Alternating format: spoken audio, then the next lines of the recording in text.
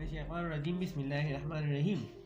कदीम calligraphy for teachers and students channel पर आप सबको खुशामदीद। अस्सलाम वालेकुम डियर तलबा व तालिबात, आज हमारी ये दूसरी वीडियो है तख्ती नंबर 1 हिस्सा बे, जिसका समझना और सीखना बेहद ज़रूरी है क्योंकि ये तमाम तख्तियों में इस्तेमाल होती है।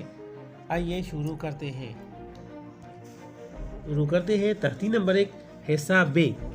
तो एन ग्रुप वाला फिर दोबारा लिखते हैं,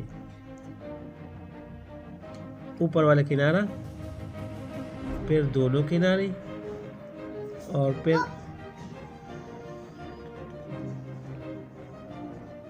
ये।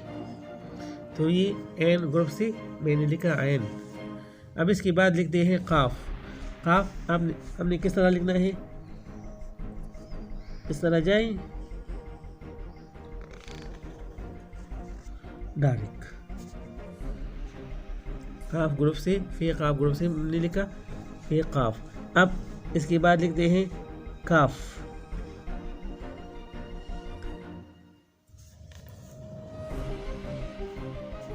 काफ तो काफ किस तरह लिखना है, इस तरह छोटा काफ लिखते हैं।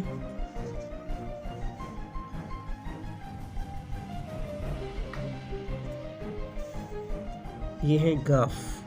अब इसके बाद लिखते हैं लाम। तो लाम आपने अलिफ इसके साथ गोलाई, तो ये है लाम। अब इसके बाद लिखते हैं मीम। तो मीम मैंने किस तरह लिखना है, ये है मीम। अब इसके बाद लिखते हैं नून, जो बहुत ज्यादा जरूरी है, नून। अब इसके बाद लिखते हैं वाव। काफ और वाव का हिस्सा एक जैसा है, ये देखिए, ऊपर जाए यहाँ आकर दाल की तरह जाए।